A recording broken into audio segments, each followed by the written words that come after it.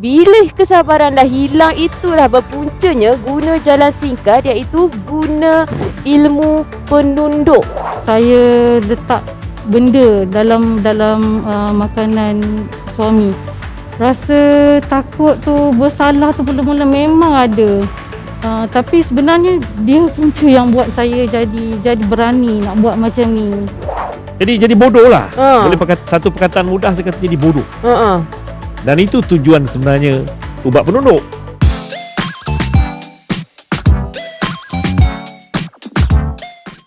Sebagai seorang isteri ni, kadang-kadang kita diuji dapat suami yang suka sangat buat perangai. Liar, skandal sana sini. Bila bincang je pasal benda ni, mula-mula elok lah. Lepas tu buat perangai balik. Darah siapalah yang tak menyirap hati siapa yang tak sakit. Bila nasihat dah berbincang pun tak jadi apa. Lepas tu mulalah hilang kesabaran. Bila kesabaran dah hilang, itulah berpuncanya guna jalan singkat, iaitu guna ilmu penunduk. Astaghfirullahalazim. Assalamualaikum, anda bersama saya Eli Arifin untuk kita berbincangkan tentang topik panas pada hari ini. Kita akan bersama dengan tetamu-tetamu kita untuk sama-sama berkongsi dengan anda yang sedang menonton, yang di rumah dan juga di studio. Baik, bersama dengan saya di studio adalah pakar kaunseling dan motivasi Tuan Haji Hushim Haji Saleh. Ya. Apa khabar? Baik, alhamdulillah. Baik, okey. Dan bukan itu saja, kita juga ada seorang wanita yang pernah mengamalkan ilmu menundukkan suami ni. Secara eksklusifnya ni kami bawakan Puan Siti untuk berkongsi cerita dan pengalaman beliau di dalam Borak Bibir Merah. Apa khabar Puan Siti? Baik. Baik. Okey. Sebab kita tahu topik kita tentang ilmu tundukkan suami. Tetapi setengah pihak atau setengah masyarakat kadang tak faham definisi sebenar ilmu tundukkan suami ni sebenarnya apa, Tuan Haji? Atau ada pelbagai jenis ke macam mana sebenarnya? Okey. Assalamualaikum warahmatullahi wabarakatuh. Salam. Sebenarnya bila sebut pasal ilmu tunduk suami ni sebenarnya ada, kita kata banyak kategori sebenarnya. Wow. Ada yang kita kata nak bagi suami tu dengar kata, ada yang nak bodohkan, Allahu Akbar. ada juga yang kita kata dia nak jadikan suami tu jadi pendiam. Dulu dia seorang extrovert katakan. Extrovert, okey. Tapi dah bila kena ubat penunduk tu dia jadi introvert. Lepas tu dia jadi seorang yang tak aktif. Dulu selalu keluar, ada jumpa saya, malam-malam keluar tu Haji. Jadi saya dah tak tahan, bagi benda tu diam. Kadang-kadang suruh keluar, isteri suruh keluar. Bang, mana ni keluar? Tak nak keluar. Duduk rumah je kan. Satu lagi dia akan jadi seorang suami yang taat. Apa saja isteri suruh semua dia ikut semua. Jadi dia banyak kategori tu. Tapi tanpa kerelaan lah. Memanglah tanpa kerelaan. Banyak orang lelaki kita kata dia nak ikut sangat kan? Tetapi macam kata tadi lah, hati dah bengkak, dah sangkit. Isteri kan, betul, dah cakap baik-baik tak jalan, cakap apa tak jalan kan. Jadi banyak kita kata hati yang kita kata dah, orang bahasa sekarang ni koyak rabak lah. Dah koyak dah koyak lah. Itu yang menyebabkan ubat penunduk tu. Baik. Lepas tu senang lah kata abang mari sini. Tak betul ni, saya cakap betul. Dulu garang. Ni abang mari sini. Air, ni ambil air bang, abang. Dia pula tuang air. Takutnya lah dengar kan. Memang itu pengalaman saya buat kes lah. Tapi kan di zaman moden ni ada orang percaya lagi ke Tuan Haji? Allahu Akbar. Zaman moden ni kita kata zaman moden kan. Tapi benda ni orang yang mengamalkan tu masih ada. Kan? Jadi mengamal tu ada dan biasanya dia akan carilah. Dia akan cari orang-orang yang boleh kata orang tu membuat kata benda ni supaya ubat lah. Kan? Tapi kalau dari pengalaman Tuan Haji sendiri, ramai ke isteri yang buat perkara begini dan selalunya punca dia sebab apa? Bagus soalan tu. Punca yang pertama sekali bila suami ni dah tak boleh dikawal lagi tau. Dia yelah, ada girlfriend sana, ada girlfriend sini. curang sana, curang sini. Mm-mm. Dan sekarang pula ada gadget. Tu. Social media. Sosial media. Mm-mm. Dan ada sana, ada sini. Jadi isteri pun dah berunding. Mm-mm. Dah cakap elok-elok. Betul? Nasihat abang dah lah ni gini. Tapi suami tu sudahlah kau. Mm-mm. Satu lagi yang suami yang kita kata selalu keluar malam ni. Banyak juga saya buat kes tu. Habis tu Haji macam mana dah balik pukul 3 pagi, pukul 4 pagi. Kan? Nak suruh balik macam mana lagi Ji? Cakap baik-baik, cakap apa semua tak mau dengar. Inilah cara dia. Terus tak keluar terus. Masya Allah, Masya Allah. Okey. Itu daripada perspektif dan juga pengalaman Tuan Haji sendiri. Dan sekarang ni saya nak tanya kepada individu yang pernah mengamalkan ilmu penunduk ni, iaitu Puan Siti. Puan Siti, terlebih dahulu saya nak tanya kepada Puan Siti lah, pada permulaannya bagaimana Puan Siti boleh terjebak dengan ilmu penunduk ni? Ceritanya jadi lepas 5 tahun kami kahwin, saya dapat tahu rupanya suami saya ni ada hubungan dengan perempuan lain. Mula-mula saya korek lah, rupanya lebih dari seorang, ramai sangat. Dari situlah mula masalah kami. Rupanya saya dapat tahu sebelum kahwin dia dah memang perangai macam tu. Kemudian kami gaduh, kami bincang. Suami janji dia nak berubah. Adalah dalam setengah tahun, lepas tu buat balik. Sebenarnya dia buat lagi. Kami gaduh lagi, okey balik, tapi jadi balik. Perkara ni saya hadap sampai 2 tahun, masih juga tak berubah. Sebab dah tak tahan sangat, saya luahkanlah dekat kawan ofis saya. Dia kata dia boleh tolong saya jumpa seorang pakcik ni untuk berubat. Saya ingatkan ustaz ke apa ke. Saya pun okey lah sebab dah tak tahan sangat dah dengan perangai suami ni. Rupanya orang ni ajar kami cara halus untuk ikat suami saya. Mula-mula tu saya tak nak buat lah. Dah tahu benda ni macam tak betul je.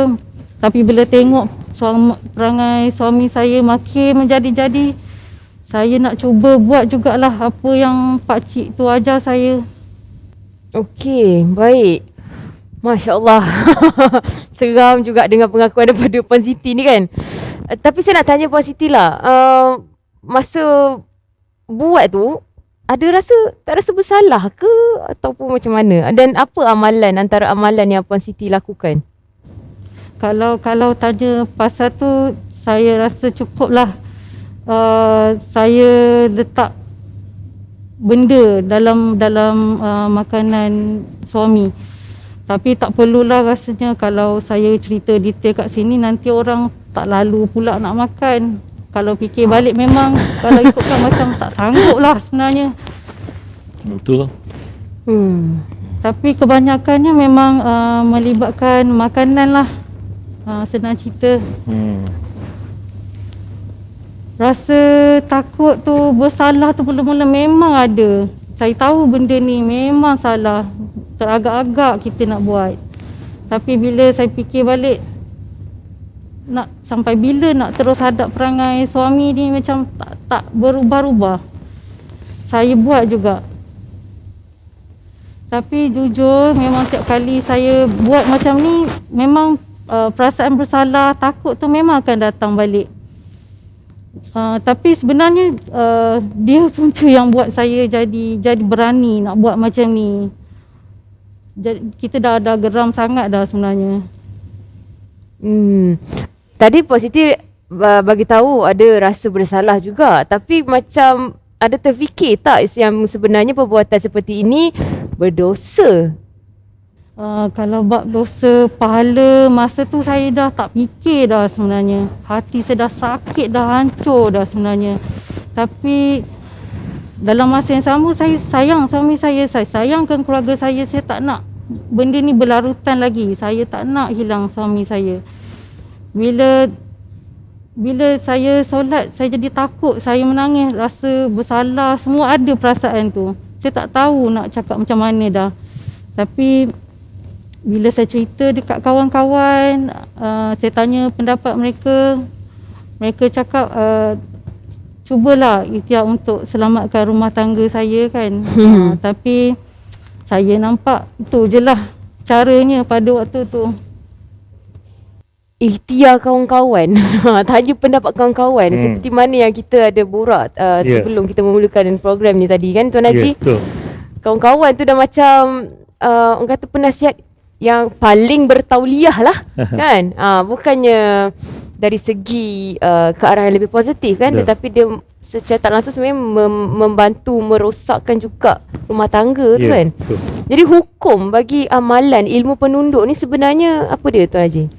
Nama hukumnya dosa besar lah. Haram dan berdosa besar. Sebenarnya dalam Islam sebenarnya kalau ada masalah rumah tangga ke apa, kita digalakkan untuk mencari hakam. Hakam. Maknanya orang ketiga untuk kita bincang. Tapi yang macam tadi tu, puan tadi tu dia minta penasihat kawan. Kawan tu dia beri pula ilmu kata orang tu untuk jumpa seseorang yang salah tu sebenarnya. Jadi hukumnya haram, dosa besar dan juga kalau boleh saya nasihatkanlah kepada isteri-isteri luar sana jangan buat benda ni sebab betul. tak bau syurga ni. Ya. Minta maaf cakap. Betul. Kan walaupun kita marah pada suami tu sebab dia tadi dia kata dah curang berkali-kali. Ramai pula tu perempuan-perempuan kan memang marah pada. Betul. Cari alternatif lain. Cari cara lain. Ada lagi cara-cara dalam Islam ni yang boleh kita bantu untuk selesaikan dan mengharmonikan rumah tangga tu. Bukan dengan cara ubat penunduk ni. Okey. Kalau kita dah tahu hukumnya, sekarang ni saya nak tahulah kan, kalau tanda-tanda seseorang itu kena ilmu penunduk ni, macam Tuan Haji beritahu awal, dia tunduk, diam, daripada extrovert jadi introvert. Antara tanda-tanda lain Tuan Haji? Tanda-tanda lain, suami ni dia akan kata orang tu, kalau dulu kan dia selalu keluar rumah, selalu pegang handphone, apa benda, dah tak ada. Duduk. Jadi bodoh lah. Boleh satu perkataan mudah saya kata jadi bodoh. Dan itu tujuan sebenarnya ubat penunduk. Nak jadi bodoh lah, apa yang bodoh lah duduk. Suruh macam tadi, suruh cuci lantai, cuci. Suruh misalnya kemas bilik, kemas. Buang pasir kucing, tai kucing, buang. Dia akan ikut semua, dia tak ada kata kau ni. Kan? Dia tak ada guna kuasa veto lah. Apa suami kau isteri ke? Kalau dulu misalnya, kalau sebelum tu dia kata, kalau cakap tu apa? Kau nak kena penampar. Kau nak? Apa kau kata aku sepak kau kan? Dulu tu. Tuan Haji macam boleh bawa watak. Dan memang buat kes tu. Saya buat kes tu. Lepas tu saya bercerita. Aku sepak kau kan? Memang betul lah itunya. Habis macam mana bini tu nak boleh tahan? Jadi bila dia kata macam tu, bagi benda tu diam. Dia pula, abang mai sini bang. Ni. Isi air. Aku penampar. Dia pula yang bagi penampar. Itu sebab tu. Kalau misalnya minta nasihat pada kawan-kawan macam ni, dia kata memanglah yang dah kena dia cakap apa. Kau pergi jumpa je orang tu. Dia bagi habis bini kau, laki kau macam ni je. Kusyuk dan tawaduk dia kata. Habis. Apa benda lagi? Betul. Orang lelaki kan? Jadi benda ni sebab tu dia hukum berdosa besar. Dan suami diam, tunduk. Dia pergi kerja. Tak kerja pun tak ada aktif lagi dah, tak ada benda lagi. Tak ceria. Tak ceria lah. Jadi bodoh. Memang dibodohkan. Tahu? Itulah sebenarnya kan. Itu sebenarnya. Dibodohkan. Jadi perubahan kepada seorang suami yang digunakan ilmu penunduk ni, salah satunya adalah dibodohkan. Tapi nak tanya kepada Puan Siti jugalah kan, adakah perubahan dibodohkan ini yang berlaku terhadap suami Puan Siti selepas terkena dengan ilmu penunduk?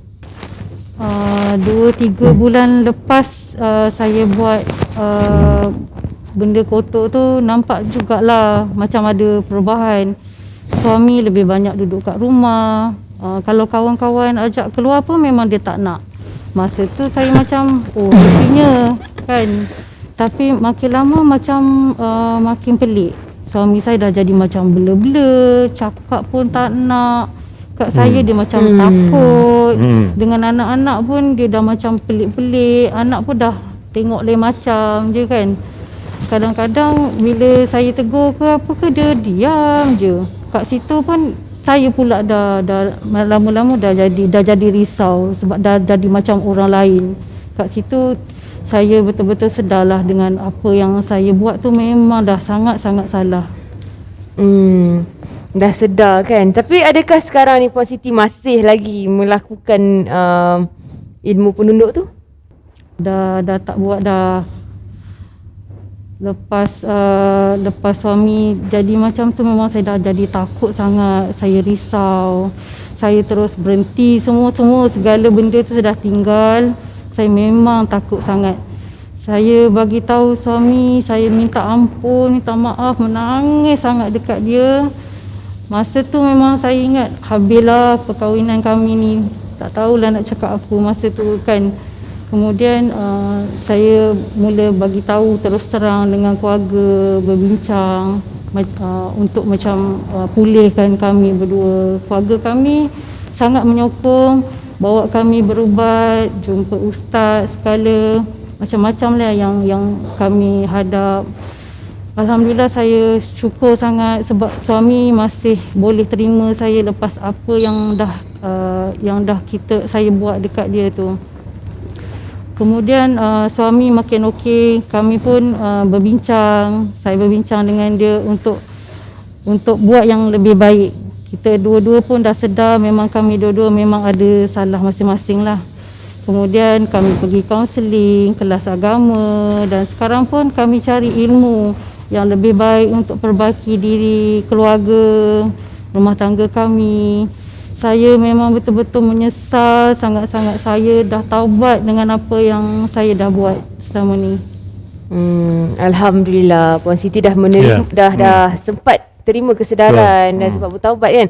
Dan seperti kata Puan Siti tadi tu, salah satu dia nak merawat, cara dia nak merawat suami dia adalah dengan jumpa ustaz dan sebagainya. Adakah itu salah satu cara yang memang paling mujarab sekali boleh dilakukan dan untuk putuskan? Okey, satu tadi macam Puan Siti kata tu, jumpa kita kata orang yang boleh mengubati, ustaz-ustaz dan sebagainya itu yang pertama. Yang kedua, isteri tu sendiri juga kena berikhtiar. Contoh misalnya pertama pergi buat kaunseling ke apa tu. Kaunseling perlu juga. Lepas tu datang jumpa saya buat kaunseling tu.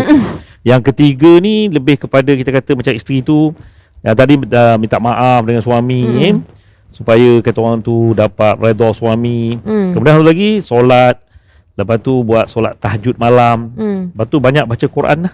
Banyak baca Quran supaya suami tu dia bila kena penyakit ni dia jadi macam semuanya jadi bodoh tadi tu dan jadi bela tu. Dah tak ingat jadi tu, jadi nak celik akal balik. Supaya akal tu celik balik, hati, kolbu dan sebagainya itu. Jadi itu perlu, selain dia boleh jumpa ustaz berubat dan sebagainya itu, memang adalah ustaz-ustaz yang boleh berubat ni. Yang penting kat sini pergi balik kepada baca Quran, bangun malam buat tahajud, dan isteri pun ajak suami tu solat berjemaah. Jadi insya-Allah lah perkara ni akan, kemudian dah okey semua, bawa buat kaunseling. Untuk kita kata refresh balik, mengharmonikan balik hubungan suami isteri tu dan supaya suami tu tak buat lagi. Itu sangat penting. Ambil masa lama ke Tuan Haji? Oh, ambil masa lama. Ya ke? Ambil masa lama. Benda ni dia tak boleh dalam sekali sesi saja. Dia kena ambil masa lama sebab benda ni kita kata rasa batin dalam badan kot. Sebab dia benda tu tadi puan tu beritahu kan, ada beri makan kan. Beri makanan tu dah masuk dalam badan dan sebagainya. Dia dah menyebabkan makanan darah tu daging lah. darah daging dan sebati lah. itu yang jadi merosakkan kita kata bukan sistem fizikal, tapi dia akan merosakkan maknanya dari segi naluri, dari segi kita kata kolbu, dalaman lah. Dalaman lah. Emosi, mental, sebab tu tak bercakap, diam, jadi bodoh. Ya, betul. Dan kalau dulu aktif jadi tak aktif. Betul. Dia akan pergi situlah penyakit tu. Tapi kalau itu isteri yang lakukan kepada suami. Tapi kalau kes terbalik di sebalik ni pula suami buat kepada isteri, ada tak Tuan Haji? Biasanya suami buat pada isteri, kes saya biasanya jarang berlaku. Tapi ada lah. Ada, tapi jarang berlaku. Saya ada jugalah nak cakap pun, ada juga kes yang mana ialah isteri ni dia ada lelaki lain. Contoh. Okey. Lelaki lain lah. kan ada lelaki lain. Jadi nak kata orang tu cakap apa benda tak mau dengar. Kan dan masing-masing berkerjaya. Jadi masa berkerjaya itulah. Jadi ada juga bagi benda ni. Pun sama jugalah. Dia benda punya ni kan. kesan dia pun sama. Sebab tu kalau boleh jangan bagi makan benda-benda, saya tak mau sebut lah benda-benda yang dibagi makan tu tak lah. elok tu lah. Tak elok lah kan. Tapi- Jangan bagi sekali-kali dan memang berdosa besar. Sangat dosa besar. Okey, itu orang kata macam perkara yang sepatutnya dielakkan oleh isteri-isteri lah kan, untuk dalam orang kata nak menjinakkan suami tu. Tapi kalau suami tu liar benar, susah betul nak betulkan ke otak dia tu, nak bagi tengah-tengah center sikit tu. Macam mana caranya Tuan Haji? Bagus soalan tu. Sebab saya banyak buat kes ni. Macam mana nak menjinakkan, kita kata singa-singa liar. Atau buaya yang berkeliaran. Singa liar ya. Orang lelaki ni biasalah. Lelaki ni biasanya dia, kalau ada lelaki-lelaki ni, dia ada umur-umur tertentu tu, dia jadi kata orang tu jadi liar. Nak sekarang pula zaman media sosial. Mudah kan, semua kat sini je. Jadi dia banyak lah. Ada girlfriend sana, girlfriend sini. Nak dia pula handsome pula. Kadang tak handsome pun. Ni, mulut manis. Ni. Dia Lepas ada tu mulut manis. ni ayat power. Ada manis. Ada manis. Ada manis. Makan Habislah. Jadi itu semua menyebabkan dia ramai peminat. Okey, jadi cara-cara nak Caranya menjinakkannya, saya nak beritahu pada semua. Yang pertama sekali ialah isteri nak kena jaga, iaitu dari segi penampilan bila suami balik tu. Yang pertama bagi makan, jaga perut. Perut jaga. Perut kena jaga, makan. Yang kedua komunikasi. Cakap. Betul. Tu Kena manja-manja dengan suami.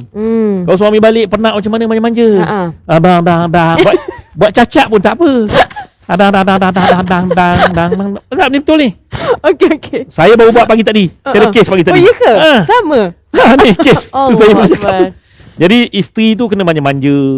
Kena kata orang tu buat ayat-ayat misalnya. Abang benda-benda ni kan. Adalah panggilan-panggilan manja antara mereka berdua macam tu Satu lah. lagi pula kena bermanja. Duduk baring atas riba ke benda ke kan. Yelah. Kadang-kadang dah kahwin, anak dah 2-3, kadang isteri ni Tak kuasa dah. Dah penat. Dah Dah lah bang. Malas lah. Itu yang menyebabkan suami ni pula di luar sana ramai orang melayan dia. Kan? Pergi pejabat misalnya ada orang layan, main tolak-tolak, tepuk-tepuk tampar semua. Yang ketiga iaitu dari segi kita kata penampilan diri tu. Kalau sebab apa dalam Islam pun isteri ni dia kena kata orang tu kecantikan, seksi tu mesti kepada suami. Tu yang kat balik rumah Ini kat rumah kau pakai baju Kelawar Kelantan yang lengan dah tak ada. Lepas tu pakai t-shirt koyak rabak. Ada. Kau pakai kat rumah tu pakai seksi-seksi. Bila suami tengok, wow. Lawa rupanya bini aku. Kan, masih lagi cantik seperti dulu. Masih cantik. Walaupun anak dah 3. Masih menawan. Jadi tak payah pakai ubat penunduk. Tak payah Itu dah tertunduk dah. Itu dah tertunduk. Nampak tu kan?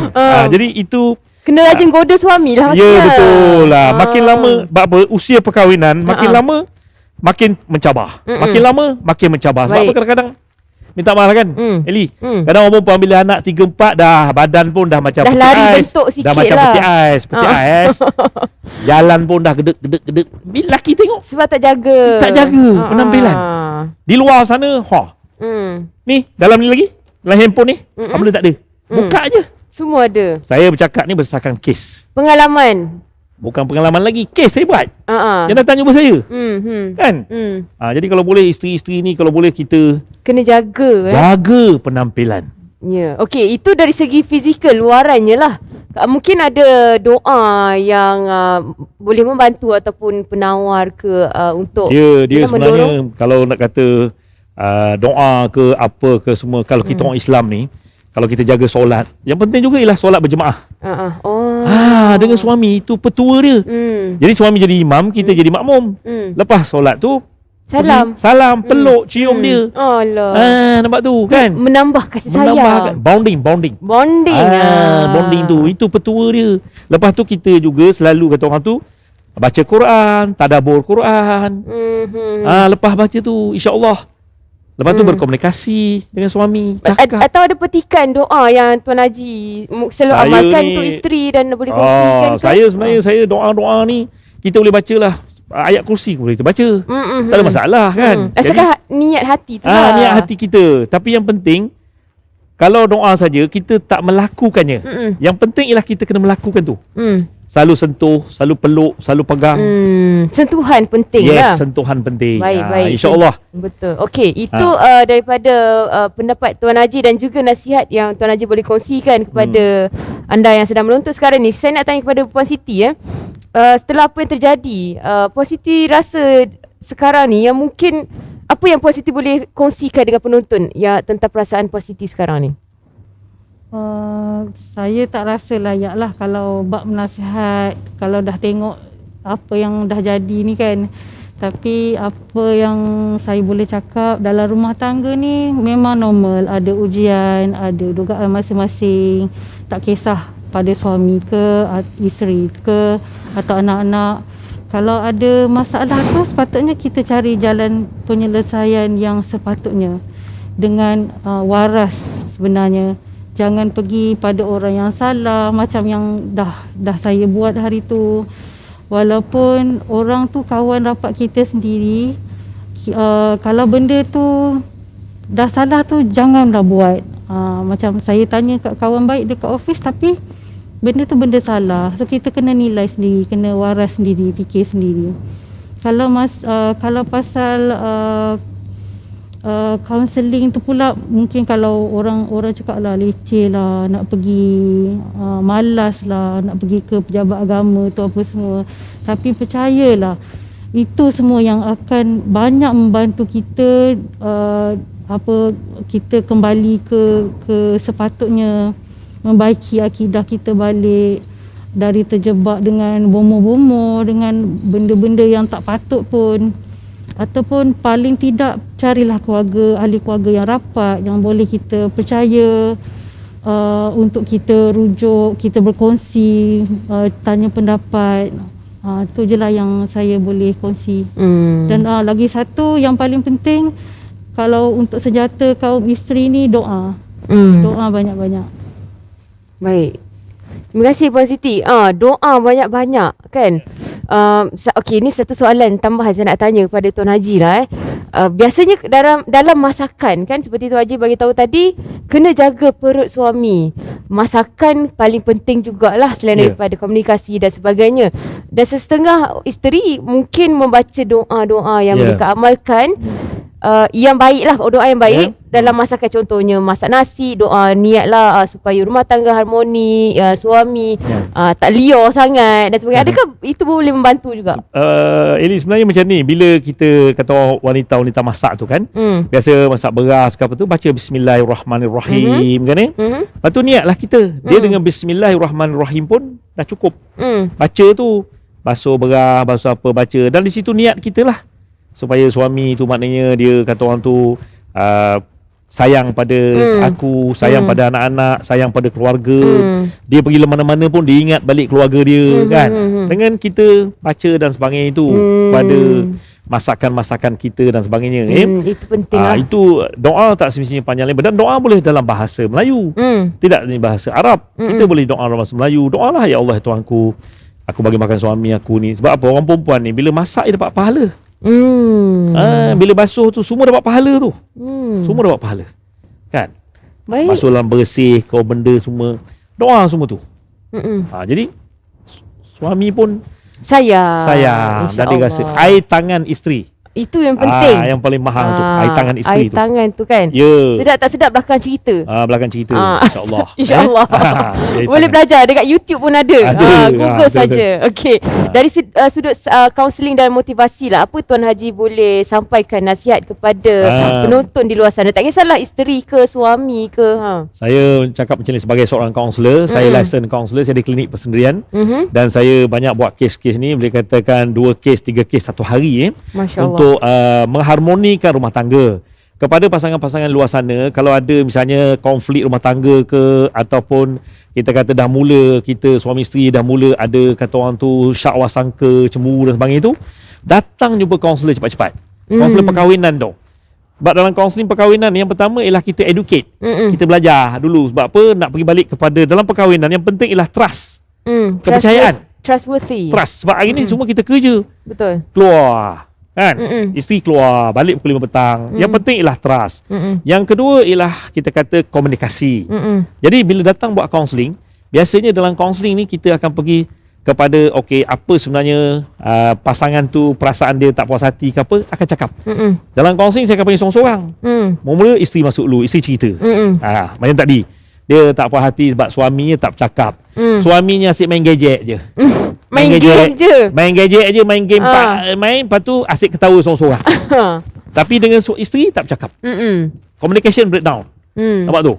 Jadi yang seterusnya pula kita nak supaya suami ni pula bertanggungjawab, ambil berat dan sebagainya kan. Dan isteri begitu juga. Jadi dua-dua tu kena tu. Datang buat kaunseling. Saya menyerulah di luar sana, kalau ada, datanglah buat kaunseling cepat. Betul. Jangan pergi sampai ke tahap kita kata pemulihan. Dah teruk. Dan jangan sekali-kali lah gunakan ubat-ubat penunduk ni, janganlah.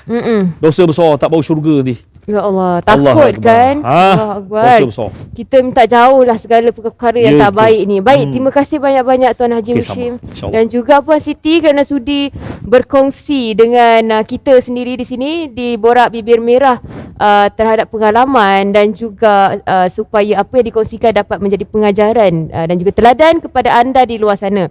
Baik, yelah kita tahu kan, tak kisahlah serumit mana sekalipun masalah rumah tangga atau hubungan kita dengan pasangan, tapi jangan sekali-kali pilih jalan kotor. Masya Allah, minta dijauhkan.